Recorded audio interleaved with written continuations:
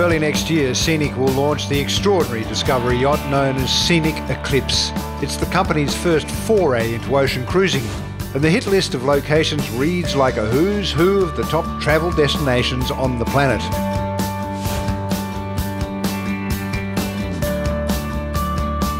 This here is just one of the many exotic ports of call of the Scenic Eclipse. This is Spain's Costa del Sol, possibly best known as a heaving holiday hotspot for hungry Brits seeking sun, sand, sangria, siesta and a sensual soiree with a swarthy Latin lover. But there's so much more. Before this current British invasion, there were the Iberians, the Celts, the Phoenicians, the Greeks, the Carthaginians, the Romans, the Visigoths and the Arabs.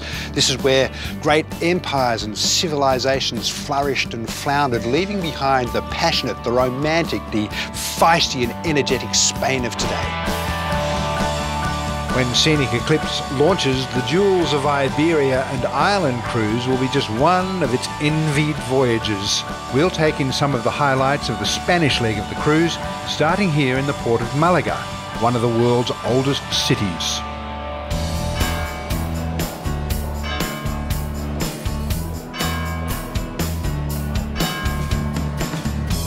The streets of Malaga are lined with architectural gems from several centuries, but looming large are the city's two citadels, the Alcazaba and above it the ruins of the Gibralfaro castle.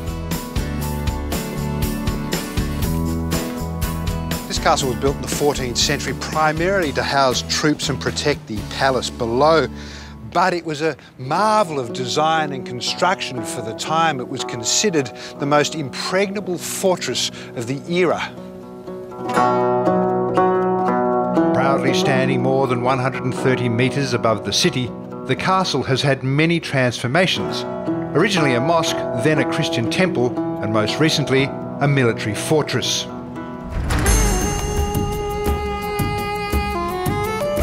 Further down the hill and stretching all the way into the city's centre is the Alcazaba, the city's defence from pirates in the 13th and 14th century.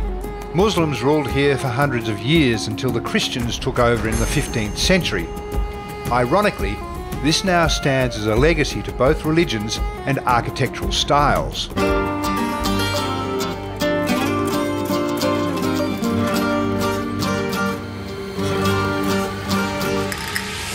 It's where this place was straight out of a modern chic design and style magazine. It's so beautiful, I feel like going home and remodelling.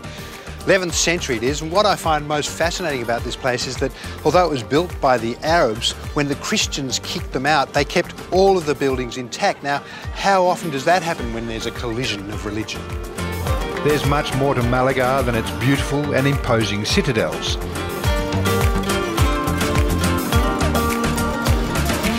Malaga is the birthplace of Pablo Picasso, and it makes you wonder about the age-old question, nature versus nurture. Is Malaga responsible for this guy painting voluptuous nudes with heads like bulls, breasts that look like bottoms and bottoms that look like breasts, and faces which have noses on the side? Buenavista Palace was built in the first half of the 16th century and now serves as the grand location for the city's Picasso Museum, housing 233 of his works, covering a period of 80 years of his life.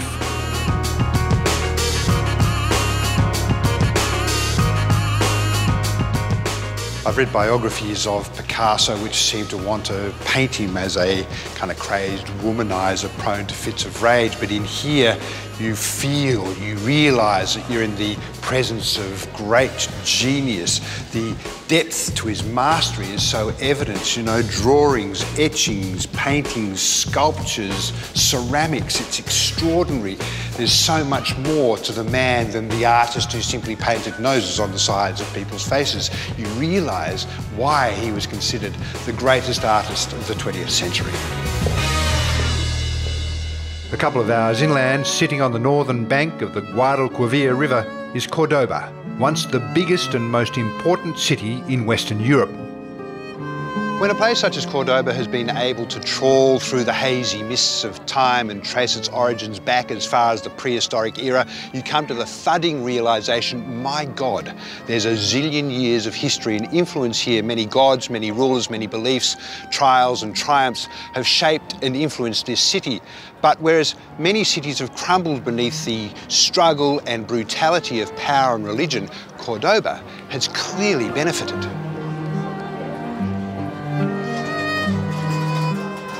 I can already see it's a very beautiful city, but what do you love most about your city? Oh, I think the most interesting thing here is the mix of cultures. With more than 2,000 years of history in Cordoba, we can see remains from Roman times till nowadays, all the different cultures here.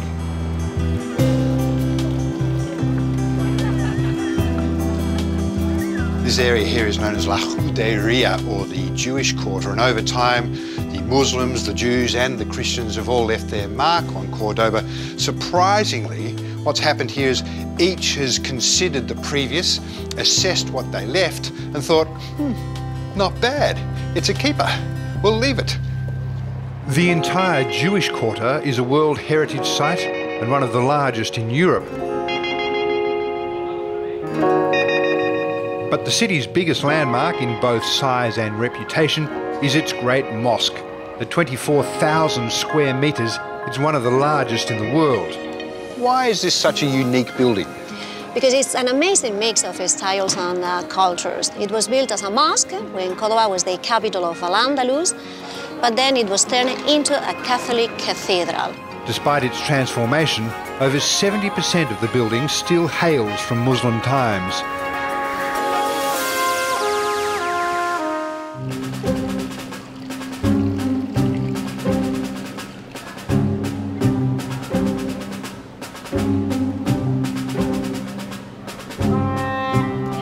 Granada sits in the pocket of the cold, high Sierra Nevada ranges, surrounded by limitless, infinite olive groves stitched to the hot, baked earth like a dusty chenille bedspread.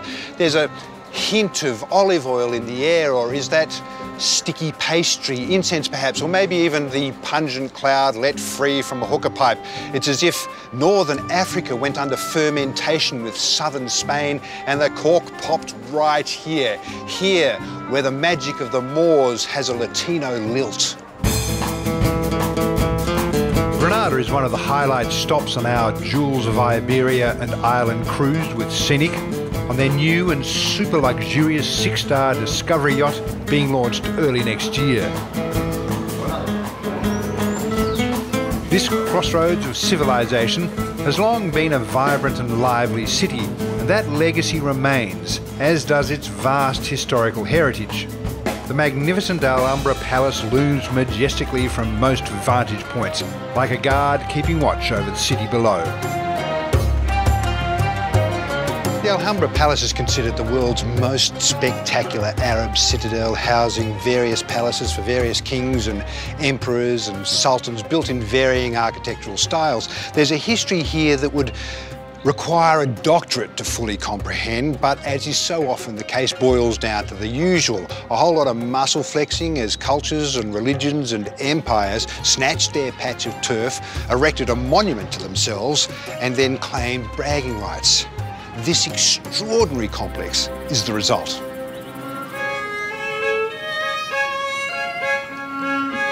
We have more than 100,000 square meters divided into main parts.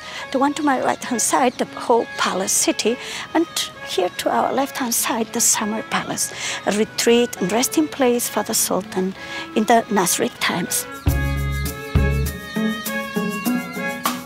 Originally created for military purposes, the Alhambra served as a fortress and a palace with almost 2 kilometres of walls and 30 towers, enclosing this city within a city. What was this room used for? This room, we call it the ambassador's room or the throne hall. And this is the place where the Sultan was receiving important guests. Probably the most important and the most famous here inside is the ceiling. The ceiling has got 8,017 pieces of wood, 105 stars, and symbolizes the 7 heavens and paradise of the Quran. The Alhambra's most celebrated structures within its 10 hectares of grand buildings and gardens are the 3 original royal palaces. How many wives did the Sultan have? Well, he was allowed to have 4 official wives and then as many concubines as he could afford. 4 official wives and as many concubines. And they'd all congregate here? Well, they lived here? Yeah, they were living here, they were living upstairs, and then the favorite wife of the Sultan was living here. Right. And was allowed to use that special balcony over there with a beautiful stained glass ceiling.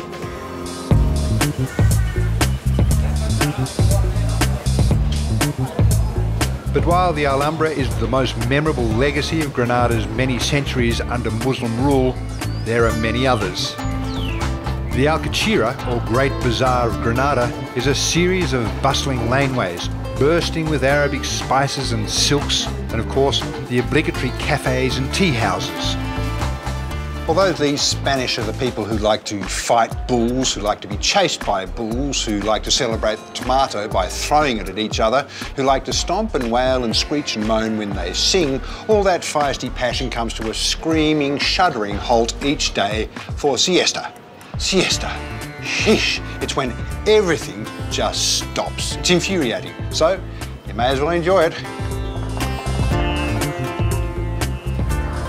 The Arabic way.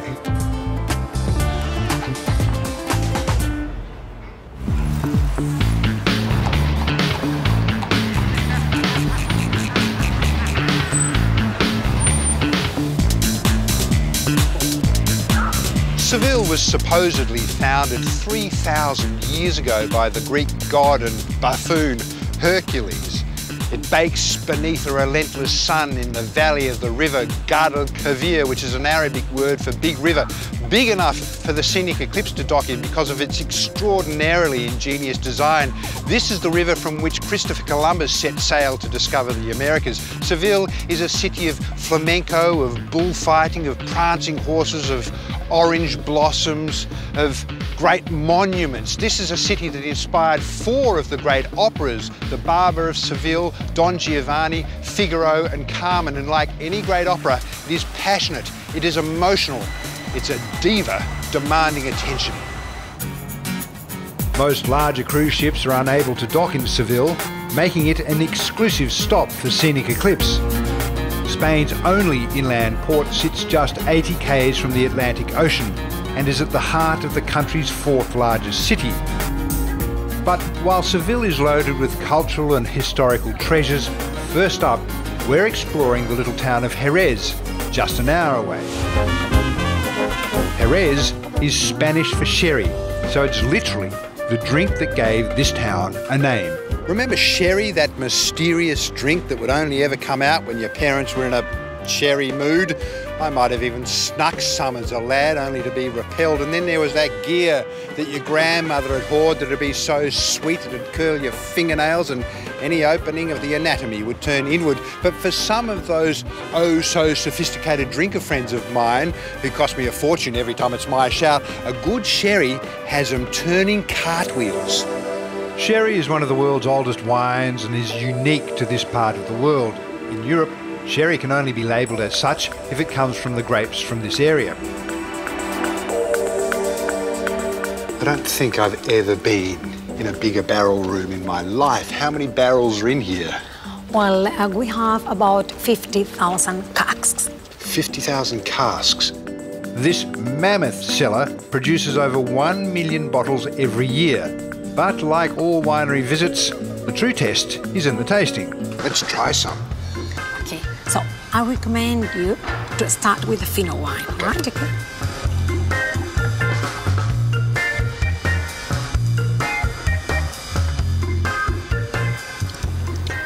Oh yes, that is dry. Very dry, it's a very dry wine.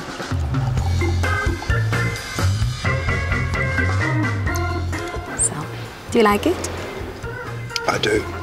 So, and now the 3rd one, the canasta one. That's my favorite wine. It's something sweet, yes. Big like honey. I like drinking the canasta wine in the evening. I bet you do. Having in dinner as well. It's every night? Every night, yes. You can have the sherry wine every night. And you have the sherry wine every night? Yes, every night. A whole bottle? And that's, well, no, just one glass, just one sherry glass, just one little sherry glass. But it's nice. Every day, a little sherry glass of sherry wine. Yeah. It's perfect for your body, for your life.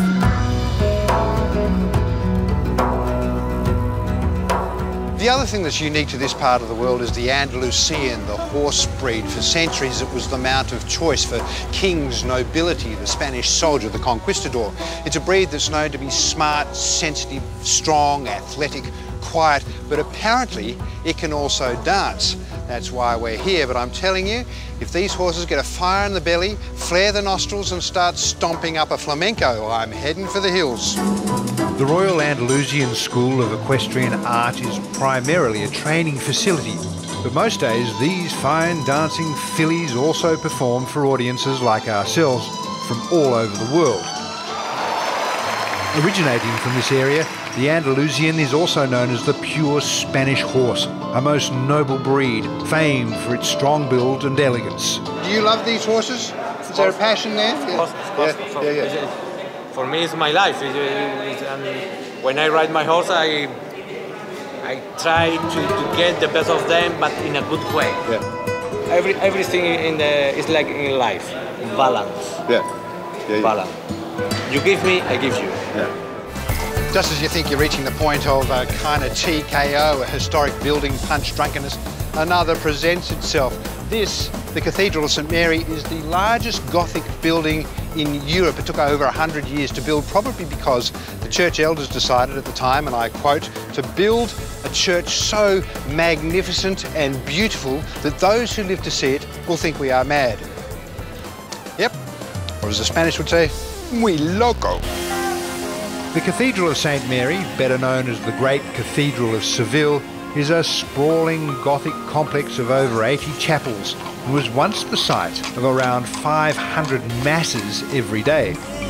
Seville's other great architectural attraction is the Alcazaba, the city's royal palace. Admittedly, mine is a very untrained eye, but it would seem to me that there are varying styles of architecture here. Yeah, well, you're right. We have 4 different sites from 4 different times. So everybody left his traces. 1,000 years of history in the Alcazaba of Seville. Right. This would be the oldest? Yes, this is from the 12th century. The wall is 12th century Moorish. Right. And here, the palace, it's a Christian palace though, isn't it? Yes, it's the most interesting palace and the most beautiful one. It was ordered by a Christian king, but constructed by Moorish hands. Wow. There was tolerance there. Yeah, it was Peter I. He liked the style of the enemy. So he had Moorish architects, craftsmen constructing his palace. So we have 12th, 14th, 16th, 18th. You're right. And the golden century, that was the year of Christopher Columbus. Yes. America had been discovered, all the goods came back. The complex was built and added on over a period of around 500 years. As such, it's not just one awe-inspiring building, but an entire breathtaking series of buildings.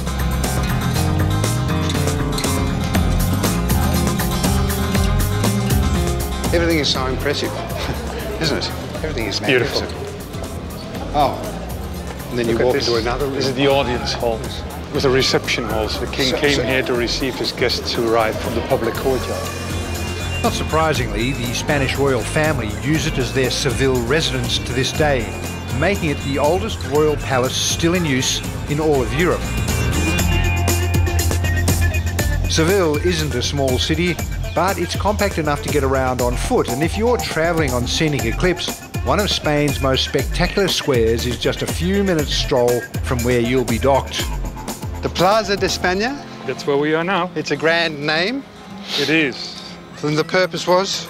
Well, it was constructed as the Spanish pavilion for the Ibero-American exhibition of 1929. Spain wanted to impress all the invited countries. Wow, and they did that. So it was 29 Expo? Yes. Right. It was not a World Expo, it was the Ibero-American Expo. Okay, yeah, I remember Brisbane Expo 88. They didn't build anything like this. But the culture and history of this country goes far beyond its buildings. Flamenco is often touted as the true soul of Spain and harks back to the 18th century gypsies.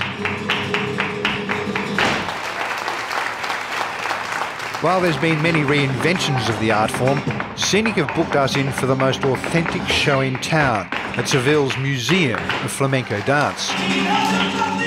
The three vital components of voice, guitar and dance combine to provide an explosion of passion and emotion.